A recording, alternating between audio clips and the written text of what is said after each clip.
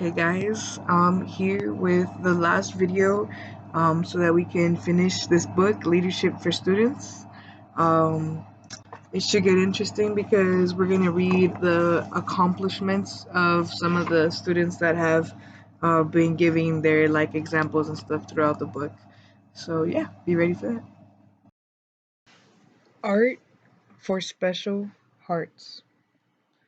Ever since Shelby was a little girl, she has had a love for art. As a 17-year-old high school senior, it was her desire to share this passion with others who might not otherwise have a creative outlet. In 2008, she started Art for Special Hearts, ASH. This monthly program partners with the ARC, allowing special needs women to express themselves through arts and crafts. Art always has been Shelby's passion and serves her as outlet for expression. She could not imagine a day without the ability to draw, paint, or create. Shelby started Art for Special Hearts to provide the opportunity for women with mental handicaps to experience the same joy from art. She wanted them to be included, not judged. She wanted them to be successful, not left out. Most importantly, she wanted the community to realize that these individuals are truly special, not just disabled. Unlike most of her friends, Shelby knows firsthand what obstacles an individual with special needs faces. Her 21-year-old sister Tyler has a mental disability. Ty helped inspire the initial idea. Now ASH is a monthly program reaching an average of 15 women from the ages of 16 to 66. Some might think that having a sibling with special needs would be a burden for Shelby. However, she has never known anything different.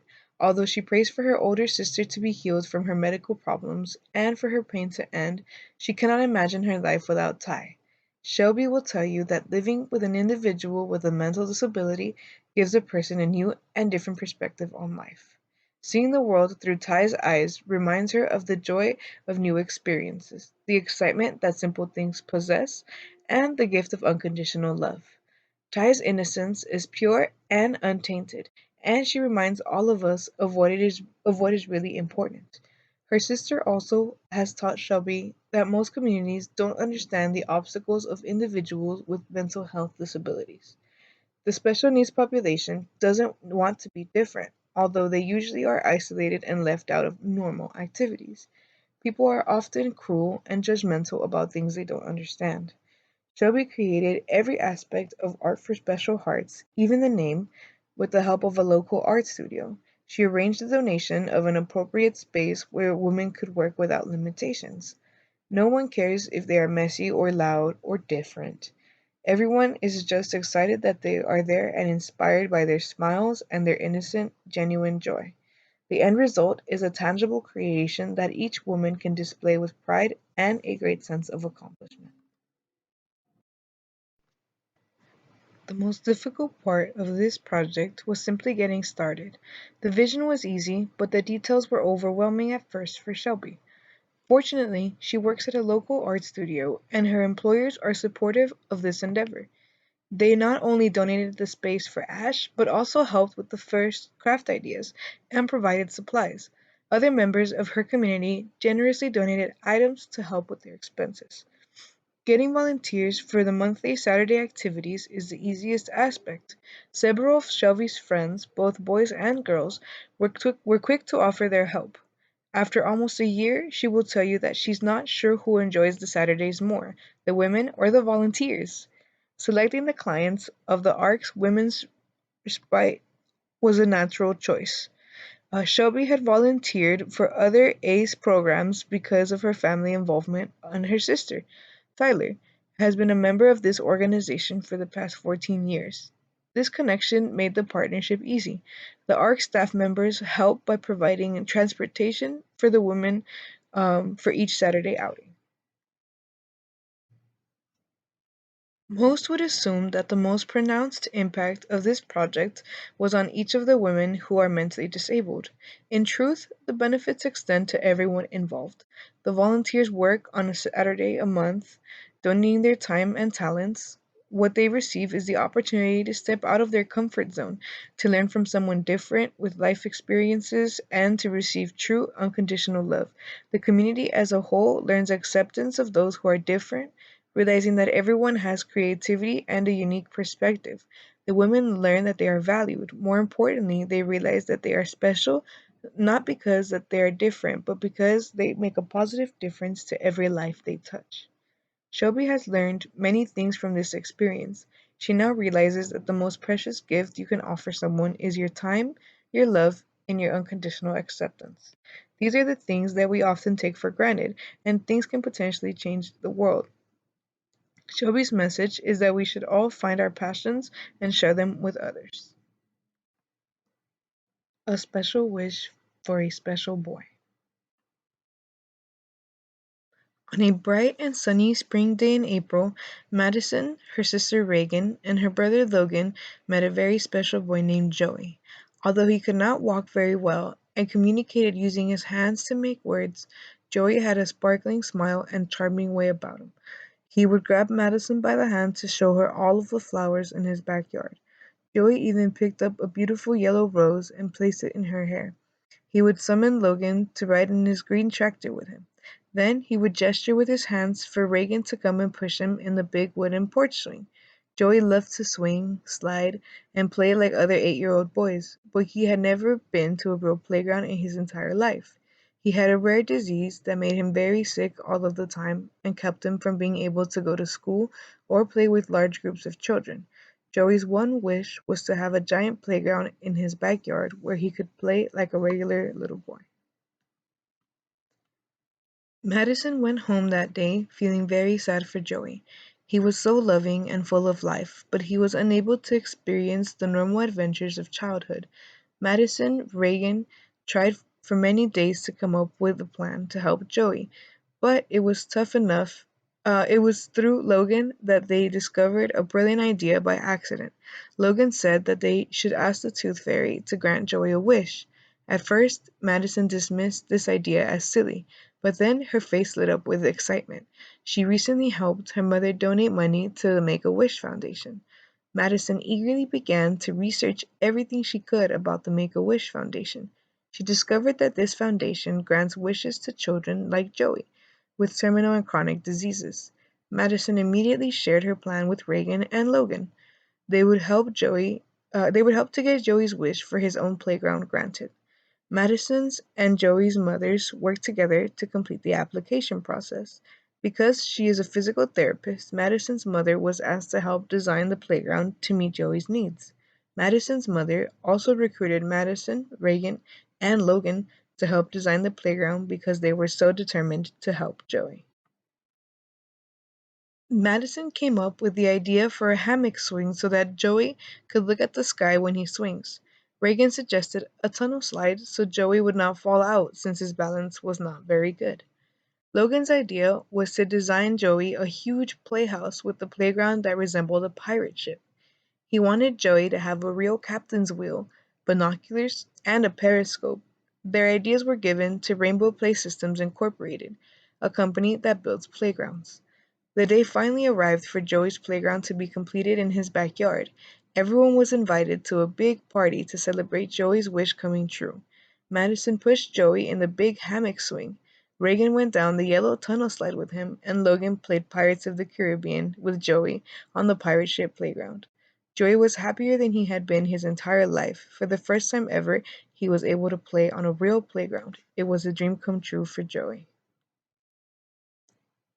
Madison lay in her bed that night thinking of everything that had led up to this spectacular day. She realized that although she had not received a gift today, she felt she had been given the greatest gift of all. She finally understood the saying, "It is better to give than to receive," because today was not only the best day of Joey's life, but the best day of Madison's life as well. She discovered that true happiness comes in giving to someone like Joey, and the returns that she felt from the gift were more glorious than any gift that she had ever been given. Madison, Reagan, and Logan tell all of their friends about their experience helping to grant Joey's wish. They want their friends to know the joy of helping others and the importance of being a leader and advocate for children with special needs. They have shared with their friends how to use perseverance, determination, and creativity to help make a boy's wish come true. What goes around comes around. Victoria is a student like you. At an early age, Victoria knew she wanted to help others in life, so she took on a small project at her church that not only made a difference to others' lives, but soon impacted her own. Every year, Victoria and her family participated actively with their church in Berlingfeld, Germany, in the Backpacks for Orphans drive. Members of the church would fill backpacks with necessary school supplies for orphans in Hungary. It was one of the members' duties to add something personal to each bag so that the child receiving it would feel special. Sometimes it was a stuffed animal, a short note, a hairpin, a pack of cards, or new underwear. In 2000, Victoria was finally old enough to participate in the program. That year, she was in charge of writing short notes of encouragement that she would then add to each bag. Carefully, she would check the list to find out if the bag was for a boy or a girl, as well as the age of the child, and then she would write a note accordingly. This act took quite a bit of time, considering that the church had taken on an orphanage that housed more than 150 school aged children. However, Victoria was determined to make sure all of the orphans received a kind and encouraging personal note.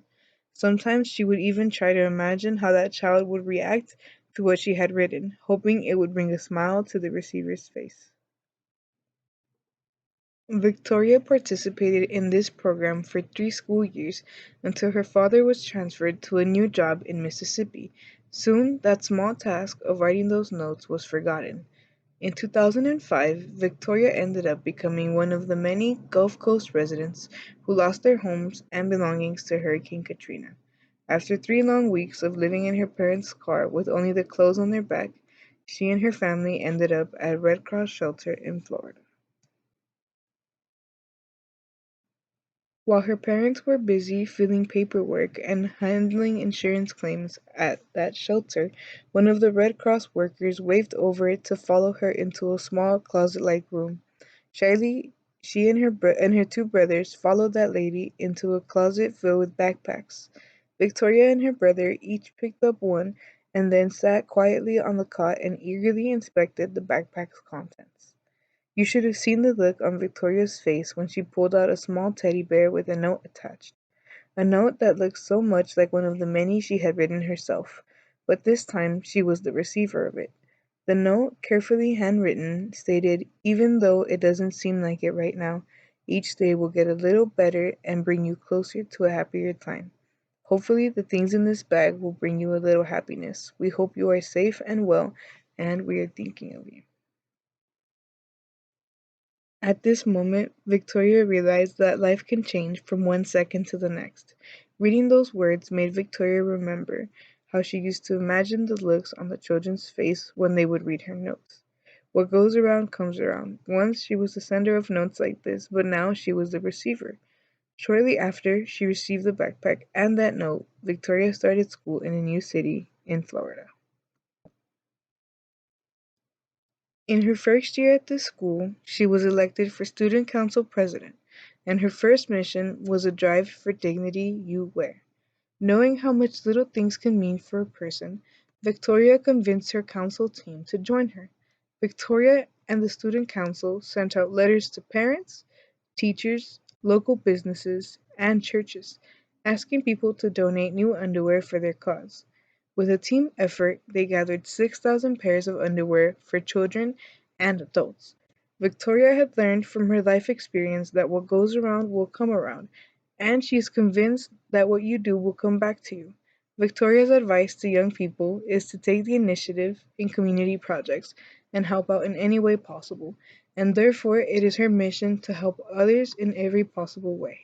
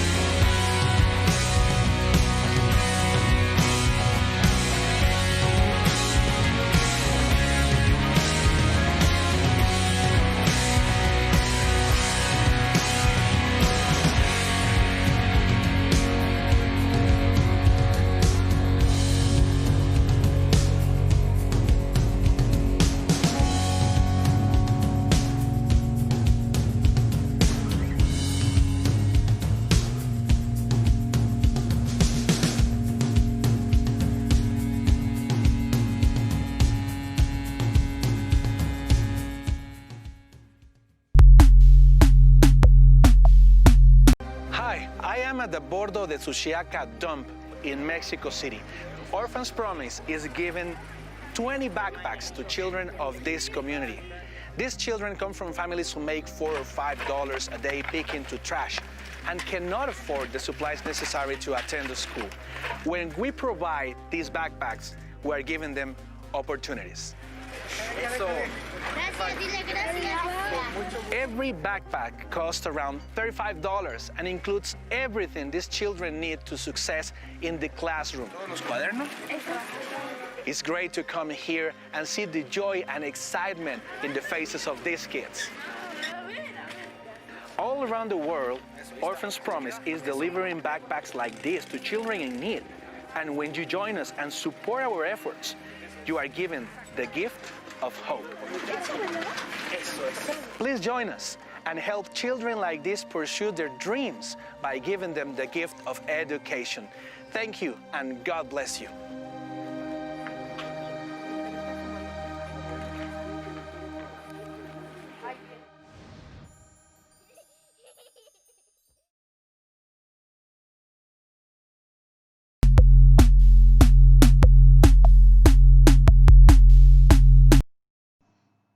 Alright guys, so that just about wraps everything up.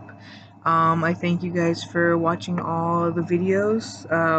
Hopefully you guys enjoyed the Leadership for Students book as much as I thought you guys would. And yeah, hopefully see you guys in another video. Thanks for watching.